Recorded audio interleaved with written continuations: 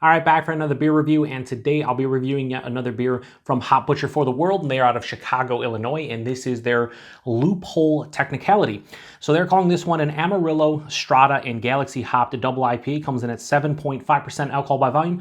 No IBUs listed in time of review, and this can is just over 3 weeks old. I want to give a huge thanks and shout out once again to Hop Butcher for hooking me up with this one, so big thanks to them. I'll post a link in the description box of the beer mail unboxing video I did that contains all the goodies they sent my way, and yeah, another double IPA from them. Amarillo, Strata, and Galaxy, not really a common hop bill, so it'll be interesting. On the bottom here, it says Waluigi's Taco Stand. So that's pretty interesting. So yeah, I didn't read the bottom of the Brain Force. It was smudged off, so it didn't matter, but I'll read the bottom of these going forward. Even if I don't understand the reference, or I do, we'll be fine. Tasting notes: ripe mango, Hawaiian pineapple, and peach nectar. So sounds fucking delicious. Hopefully it is. Let's crack this one open, get into the hashtag proper glassware, and see what it has. So yeah, another hazy double IPA from Hop Butcher. It's looking pretty good. Throw this over here. I like the can art. I like the whole like black, gray, and white theme to it. Pretty good. So yeah, pours out like most of Hop Butcher's double IPAs. Murky, turbid, honey orange color. About a 2-finger off-white, super creamy, compact head. Yeah. It's a good nose. Oh, man. So they say peach nectar. This is fucking peach personified. Oh, my God. So much peach and apricot. Oh, mango. This is a stone fruit bomb. Peach and mango and apricot just going fucking nuts in this one. They're sweet, they're over-ripened. It's a very sweet, like when you get a ripened to over-ripened fruit where it has a real nice sweetness to it, that's what you're getting here. Basically the peach though, it was going crazy. A little bit of like an underlying dank, almost floral thing going on. They say Hawaiian pineapple in here. Sure. I'm not really getting it though. It's hard to get past the stone. I will say this is the first beer in a while where I am getting predominantly stone fruits and almost nothing else. There's no citrus, there's no tropical, that little dank floral thing, sure, but like this is all about ripened to over-ripened stone fruit. It smells fucking like a peach juice or something. Fantastic nose. Let's get into it. Cheers, everybody. Thanks again to Hop Butcher.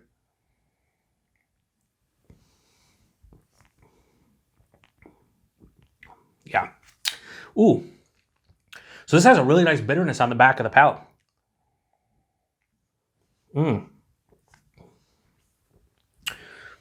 This is delicious. This is really good. Body on this one, medium, maybe a touch over.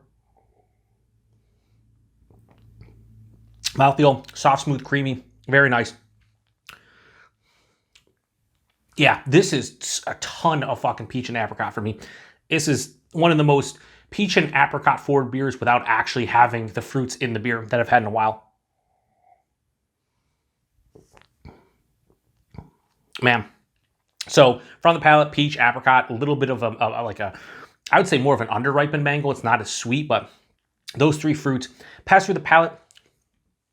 There's this slightly piney, almost dank floral kind of resin note, and that carries out to the back of the palate. And this actually bitters out to like a moderate bitterness, which is a rarity for a Hop Butcher beer to have like a moderate bitterness for me personally. And that's what this has, and that stops this one from being too sweet. I think if it was just all of that juicy, sweet stone fruit with nothing else, it would be good.